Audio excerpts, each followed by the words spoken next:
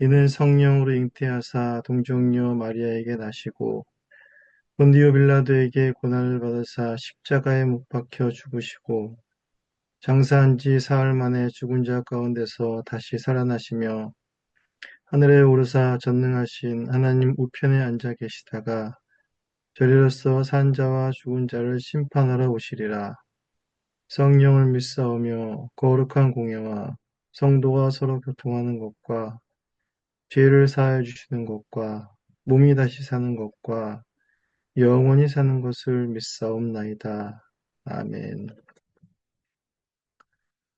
네, 우리 찬송하시겠습니까? 찬송은 304장, 찬송가 304장,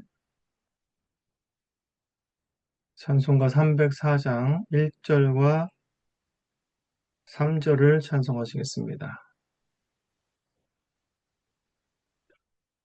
찬송가 304장,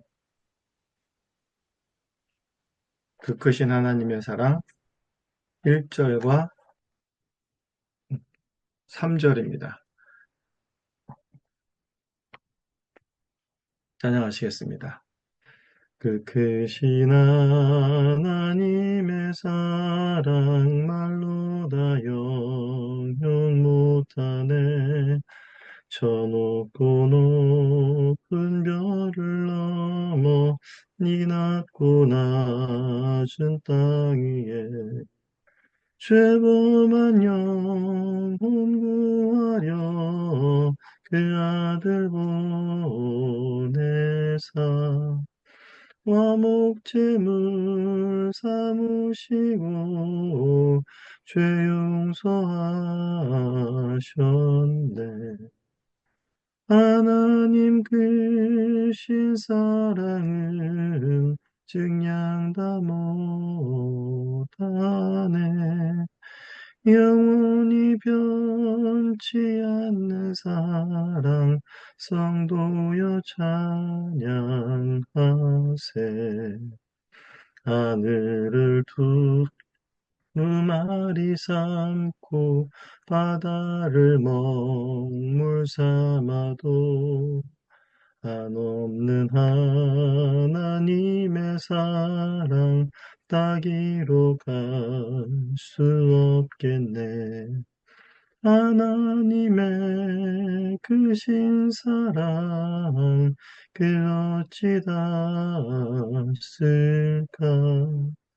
저 하늘로 비싸도 채우지 못하리. 하나님 크신 사랑은 증량 다 못하네. 영원히 변치 않는 사랑 성도여 찬양하세.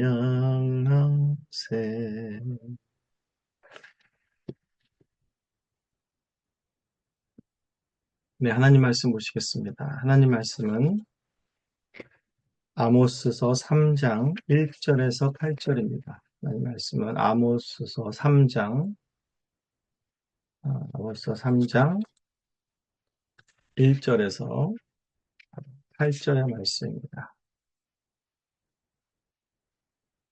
아모스 3장 1절에서 8절의 말씀을 공독하겠습니다. 이스라엘 자손들아, 여호와께서 너희에게 대하여 이르시는 말씀을 들으라. 애굽 땅에서 인도하여 올리신 모든 족속에 대하여 이르기를, 내가 땅의 모든 족속 가운데에 너희만을 알았나니 그러므로 내가 너희 모든 죄악을 너희에게 보응하리라 하셨나니, 두 사람이 뜻이 같이 하는데 어찌 동행하겠으며, 사자가 움킨 것이 없는데 어찌 수풀에서 부르짖겠으며, 젊은 사자가 잡은 것이 없는데 어찌 굴에서 소리를 내겠느냐.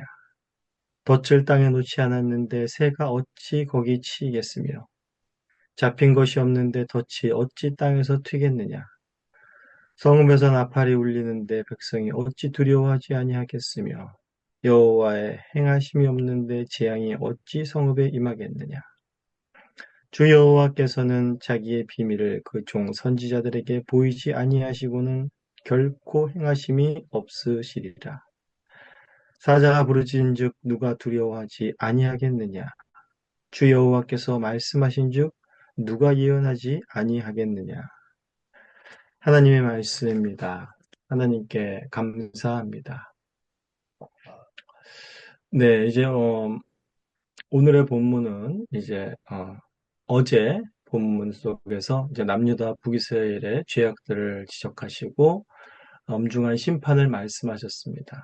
그리고 이제 내일 본문부터 또 시작해서 북이스라엘의 죄악들을 구체적으로 또 지적하시고 또 엄중한 심판을 말씀하십니다. 그러니까 그 두 심판, 어제 본문과 내일에 있을 본문이 이스라엘의 그 심판에 대하여 말하는 것이고 그 사이에 이제 오늘의 본문이 있습니다.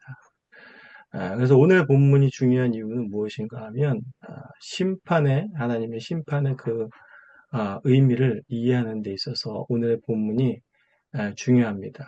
오늘의 본문은 이제 그 심판을 하나님께서 하시는데 그 심판을 하시는 것에 대한 하나님의 정당성과 또 아모스가 선지자로서 또 이 심판의 메시지를 전하는 것에 대한 그 정당성에 대해서 오늘 말해주고 있는 것이 오늘 본문의 내용입니다. 이전 중반절에 보시면 이제 하나님께서는 이스라엘의 모든 죄악을 보응하시겠다라고 말합니다. 어제 이제 남유다 북이스라엘의 그 모든 죄악들을 또 어, 알게 하셨고 심판하시겠다고 하셨는데 이제 그 모든 죄악들을 보응하겠다고 하십니다. 즉 하나님께서 심판을 하시겠다는 말씀이시죠. 그러면서 이제 그 죄악들에 대한 내용보다는 3절에서 6절부터는 이러한 심판, 하나님께서 심판을 내리시는 것은 너무나도 정당한 일이다. 심판을 내릴 수밖에 없다.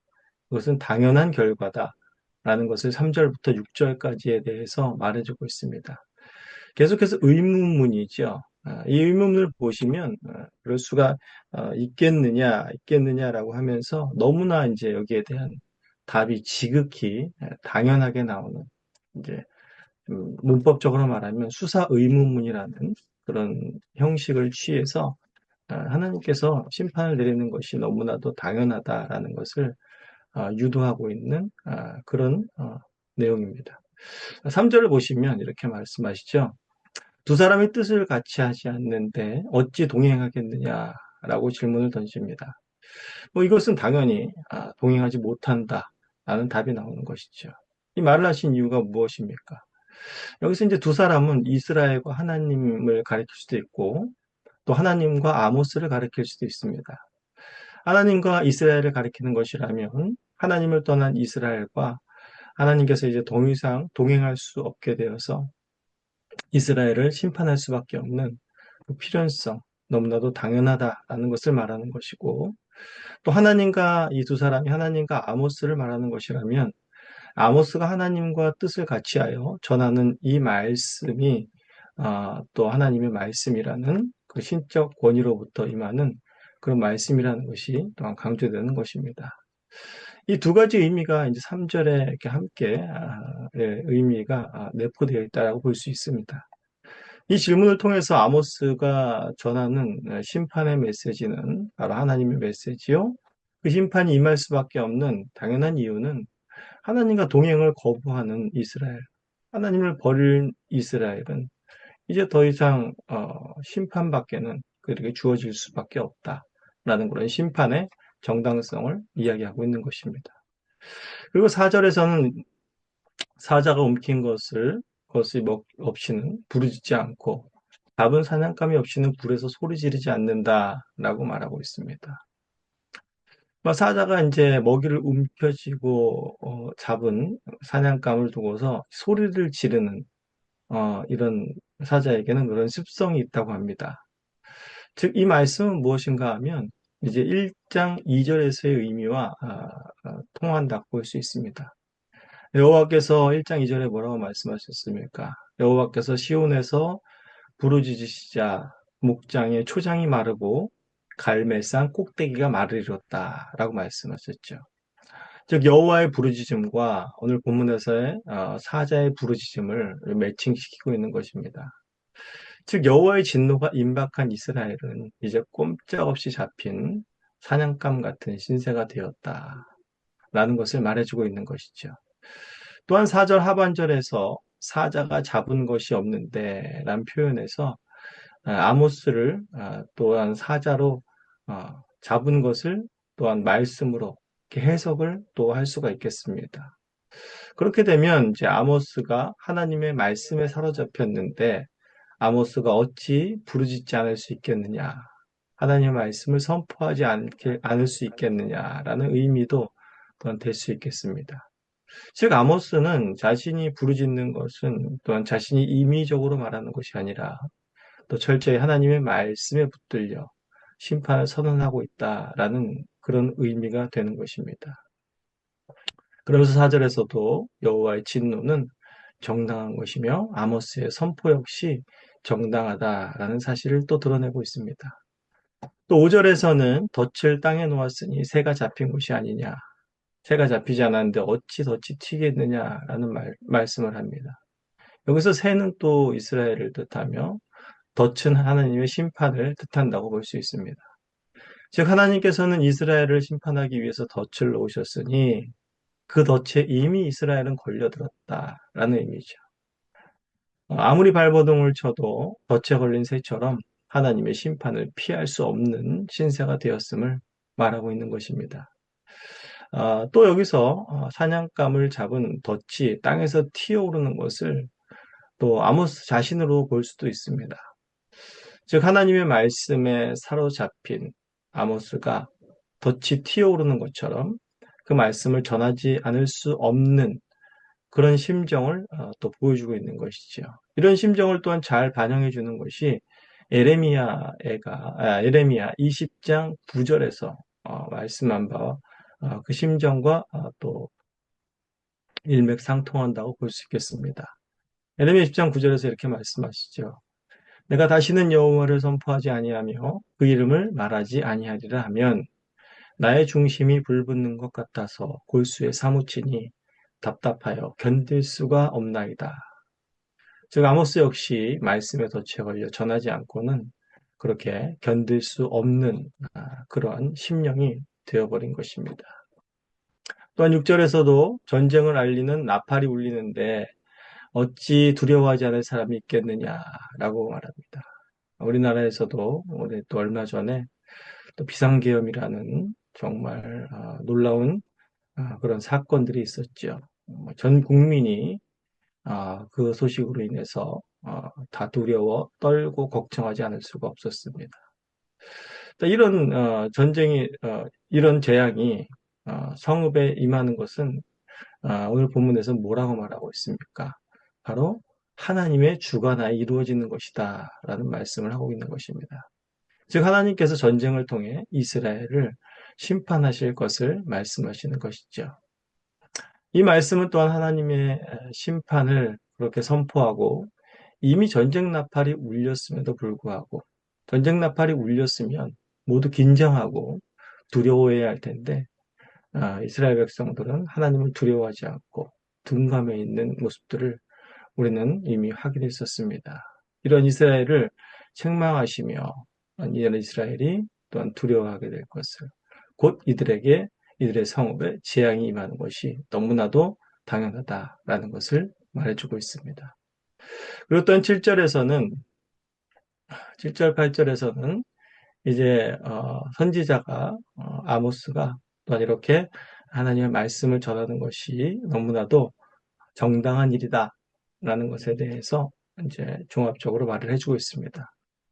이제 7절에서 자신이 3절부터 6절까지 예언한 이런 것들이 바로 하나님께서 그분의 뜻을 알리시는 방법이다라는 것을 말해주고 있습니다. 하나님께서는 하나님의 뜻을 드러내시기 위해서 선지자를 세우셨고 선지자는 하나님의 말씀을 담아서 전달하는 자로서 과거로부터 지금까지 계속해서 사역을 해왔습니다. 그러므로 아모스인 자신도 이제 그 부름을 받아 사역을 하고 있다. 그러므로 나의 사역은 나의 이 말씀의 선포는 지극히 당연한 것이다. 정당한 것이다. 라고 말하고 있는 것이죠. 또한 이어서 8절에서는 사자가 부르짖은즉 누가 두려워하지 아니하며 주 여호와께서 말씀하신즉 누가 예언하지 않겠느냐라고 말하면서 어, 이 말씀의 선포가 결코 이스라엘 백성들에게는 어, 복의 선언이 아닌 심판의 선언이므로 두려워할 수밖에 없고 말씀을 전하는 아모스 자신에게도 이 말씀은 굉장히 무거운 것이요 두려운 것임을 말씀해 주십니다. 하지만 그렇다 하더라도 하나님이 그 입에 말씀을 넣으셨으니 그 입에 심령에 말씀을 주셨으니 전하지 않을 수 없다라는 말씀을 전하는 지극히 당연하다라는 것을 정당성을 이야기해 주고 있습니다. 자, 오늘 본문을 보시면 이제 하나님께서 이제 하나님의 공의에 의해서 이스라엘이 심판을 당하는 것은 너무나 마땅하다, 너무나 정당하다라는 결론에 이르게 됩니다. 하지만 우리가 생각해야 될 것은 하나님의 공의를 생각할 때 너희들은 잘못했으니까 벌 받는 것이 당연하네. 이렇게 기계적으로 생각하시면 안 된다는 것이죠. 하나님의 공의의 실행은 한없는 헤세드, 즉 하나님의 자비와 인자하심, 사랑하심과 그의 긍휼하심과 떨어져서 분리돼서 역사하지 않는다라는 것을 우리는 기억해야 될 것입니다. 오늘 본문의 핵심은 무엇인가 하면 죄를 지었으니 너희들은 벌받아야 된다가 아닙니다. 물론 죄를 지었으니 벌받는 것은 지극히 정당하다라는 것을 우리가 살펴봤지요. 하지만 이런 자들을 향한 하나님의 마음이 어떠하냐라는 것이 오늘 본문 가운데 더 중요한 핵심입니다. 그리고 어제 본문과 앞으로 있을 본문 속에서 하나님의 심판을 하시는 데 있어서 그 하나님의 마음이 어떤 것이냐라는 것을 아는 것이 훨씬 더 중요하다라는 것이죠. 1절과 2절에서 심판의 정당성을 말하기 전에 하나님께서는 너희를 애굽 땅에서 인도하여 내셨다라고 말하시면서 너희를 구원하신 하나님을 상기시키십니다. 그리고 너희를 구원하신 하나님은 땅의 모든 족속 가운데 너희만을 아는 하나님이다 라고 말합니다. 너희만을 아는 하나님. 이게 무슨 말입니까? 너희 외에 다른 족속은 내가 모르겠다라는 것이 아니라 너희가 하나님께 얼마나 특별한 존재인가 라는 것을 말하고 있는 것이죠. 모든 족속 가운데 하나님께서는 이스라엘만을 택하셨고 이스라엘과만 언약을 맺으셨습니다. 사실상 우리가 아이들을 키우다 보면 아이들의 유치원이나 또한 학교 생활들에 가끔씩 이제 무슨 행사가 있으면 가보게 됩니다. 부모는 수많은 아이들 중에 내 아이만을 찾지요. 그리고 내 아이만의 사진을 찍습니다. 옆에 더 잘생긴 아이, 키가 큰 아이, 재능이 더 있어 보이는 아이가 부모의 눈에는 보이지 않습니다. 즉, 나의 핏줄, 내가 낳은 자식, 내 아이만 보이게 되는 것입니다. 이런 부모의 마음으로 하나님의 마음을 우리는 조금이나마 이해해 볼 수 있습니다. 하지만 이런 부모의 마음을 가졌다 할지라도 하나님의 마음을 우리는 천만 분의 일도 알지 못합니다. 우리를 향하신, 이스라엘을 향하신 그 하나님의 깊고 넓고 크신 그 하나님의 사랑을 우리는 이해하지 못합니다. 하나님께서 이스라엘을 얼마나 사랑하셨는지, 어제의 본문과 내일 나올 계속되는 이스라엘 심판 가운데 우리가 하나님이 우리를 얼마나 사랑하셨으며 얼마나 긍휼히 여기시고 얼마나 오래 참으셨는지에 대한 이런 하나님의 마음을 아시고 또한 그 심판의 내용을 접하셔야 할 것입니다. 1절에서 말씀하시죠. 이스라엘 자손들아 이 말씀을 들으라. 무엇을 들어야 할까요? 하나님의 심판의 말씀을 들어야 할 것입니다. 하지만 더 중요한 것은 그 심판하시는 하나님의 그 마음을 들어야 할 것입니다. 하나님의 우리를 향한 그 끝없는 사랑, 변함없는 사랑과 긍휼하심, 그 하나님의 음성을 들어야 할 것입니다.